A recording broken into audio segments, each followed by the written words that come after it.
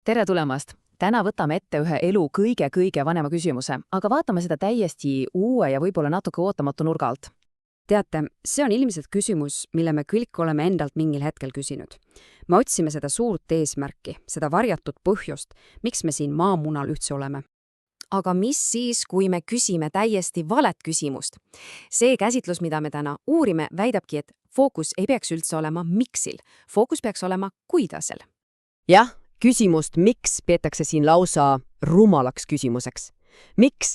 Sest meie sünd on tegelikult ju juhus, see pole osa mingist suurest plaanist ja kui me otsime mingit ettemääratud põhjust, siis see otsing viibki meid paratamatult tühjusesse. Olgu, sukeldumegi nüüd sügavamale sellesse ideesse. Alustamegi täitsa algusest, ehk siis sellest, miks me üldse nii meeleheitlikult seda tähendust otsime. Selleks, et õppida, kuidas hästi elada, peame me kõigepealt aru saama oma eksistentsi olemusest. Ja autori sõnul põhineb see 4 päris teraval vastuolul.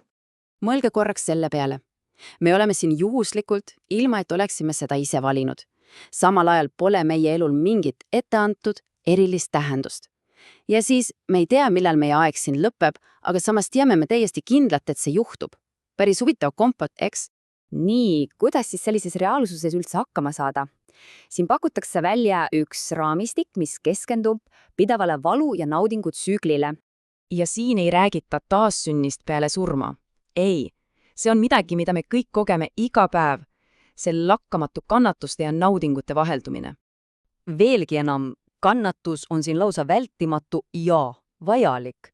Ainult läbi näljatunde valulikkuse saame me ju tõeliselt tunda seda naudingut, mis söömisega kaasneb. Üks ei saa eksisteerida ilma teiseta. Ja nüüd vaatage, see on päris julge väideks.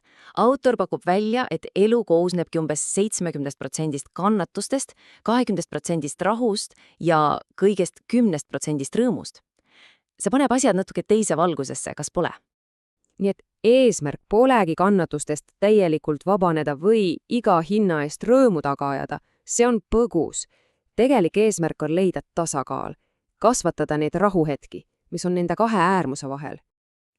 Ja see kõik viib meid nüüd selle mõttekäigu kõige kesksema ja ausalt öeldes kõige vabastavama ideeni. Vabadus ei peitu mitte tähenduse leidmises, vaid hoopis selle puudumises. Ja siin ongi kogu asja konks. Kui meil pole mingit suurt ettemääratud saatust, mida me peame täitma, siis me oleme ka vabad sellest tohutust koormast, et seda kuidagi täita. Me oleme vabad. See vabadus aga nõuab meilt midagi. See nõuab, et me lükaksime tagasi kõik välised ideoloogiad ja väärtused, mida meile proovitakse peale suruda. See nõuab, et me leiaksime omaenda tee. Ja mis kõige tähtsam, et me võtaksime selle tee eest täieliku vastutuse. Nii et kokkuvõttes sinu elu ülim tähendus ongi see, et sa elad seda täielikult, terviklikult ja õnnelikult. Just nii, nagu sina ise seda õnne defineerid. Tähendust ei leita, see ei luuakse. Ja see toob meid nüüd kõige praktilisema osa juurde. Taeva ja põrgu ümbermõtestamine. Unustage ära, et need on mingid kohad teises ilmas.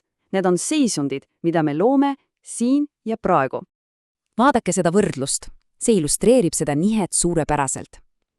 Taevas ja põrgu ei ole mingid sihtkohad peale surma. Need on meie enda tegude otsene, vahetu tulemus praeguses hetkes.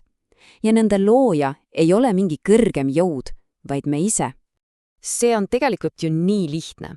Põrgu on see konflikt, mille me loome oma pere, sõprade või töökaaslastega. Ja taevas on see harmoonia, mille me nendega ehitame. See on meie endi kettes. Ja siin on veel üks huvitav nüanss. Me kõik teame seda kuldreeglit, eks? Aga autor soovitab siin hoopis selle negatiivset vormi, mitte tee teistele, mida tahad, et sulle tehtaks, vaid hoopis ära tee teistele seda, mida sa ei taha, et sulle tehtaks. Miks? Sest see, mida sina heaks pead, võib teise inimese jaoks olla hoopis midagi muud ja selle pealesurumine on omamoodi vägivald. Lõppkokkuvõttes ongi see eesmärk. Kui me kõik loome enda ümber harmooniat ja seda maapealset taivast, siis me muudamegi terve maailma paremaks paigaks. Ja see on pärand, mille me jätame tulevastele põlvkondadele. Seega jätamegi teid täna selle ühe mõttega. Kui see hetk, just praegu, ongi sinu ainus taevas, siis kuidas sina selle ehitad? Mida sa teed, et luua oma paradiis siin ja praegu?